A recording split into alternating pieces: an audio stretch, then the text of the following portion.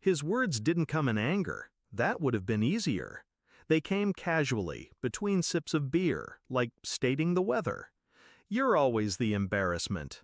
A few people laughed. Some looked away. I didn't. I just took another drink and kept my face still. On the outside, I was quiet. On the inside, something locked into place. Growing up, my father had two settings with me: silence or criticism. I was never enough. Too shy, too loud, too awkward, too weird for this family. It didn't start out cruel. When I was little, he'd make jokes about me being the odd one out. But by the time I was a teenager, the jokes had teeth. Family gatherings became stages for my humiliation. I learned early that I could never win his approval, so I stopped trying. But here's the thing about being underestimated your whole life. You learn to move in silence. You learn to build without applause. After college, I worked 3 jobs at once. Small apartment, cheap food, every dime went into savings. He called me reckless, irresponsible, said I'd never last without his guidance. I didn't argue, I just kept going. Promotions, better pay, investments that multiplied while he was busy talking about his glory days. By the time I was 31, I had enough to buy the kind of house I used to dream about when I was a kid, lying in a room with peeling paint. The day I closed on it, I walked through empty rooms with sunlight spilling across polished floors.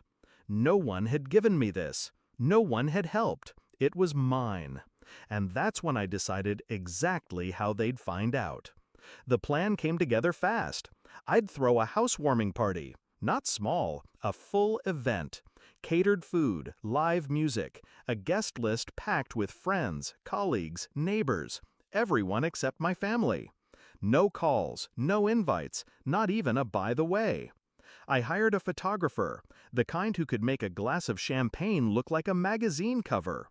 Told them to capture everything: laughter spilling from the balcony, clinking glasses in my kitchen, people lounging by the pool as the sun went down. The night of the party, the place glowed. My friends wandered the halls in awe, complimenting the art on the walls, the view from the upstairs balcony. I laughed easily that night. Not the polite, measured laugh I used at family events, but the real kind, the kind that came from a place untouched by their words. The next morning, I posted the album on Instagram. Every shot perfect. Every caption casual. "Last night was unforgettable. Here's to new beginnings." The comments rolled in. "This is gorgeous.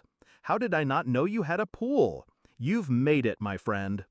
Then the ones I was waiting for, not from my family, but from people they knew. "Can't believe I missed this. Did your parents come?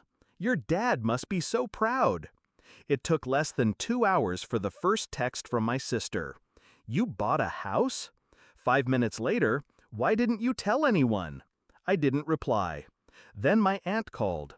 "Your dad just saw your Instagram. He's upset." Upset, like I'd stolen something from him. By evening, my father broke the silence. His text was short. "So this is how you treat family?" I typed slowly. "You're always the embarrassment, remember? Didn't want to risk you embarrassing me in my own home." I hit send. No emoji, no softening. The fallout was better than I'd imagined. Relatives chimed in on the post, tagging each other, clearly fishing for explanations. Friends of friends commented things like, "Guess family isn't as close as it looks." Little sparks tossed onto dry grass. Within days, it was obvious they hated that everyone saw what they hadn't been invited to. My father stopped posting his usual photos of backyard barbecues and fishing trips. My sister went on a spree of inspirational quotes about forgiveness. Forgiveness? For what I'd done, not for what they'd done to me for years. Here's the truth they'd never say out loud. They liked having me small, easy to mock, easy to ignore. The sight of me thriving without them, of me choosing not to share it, was the real wound. Weeks later, a cousin called to check in. Really, she wanted the story. I kept my voice light.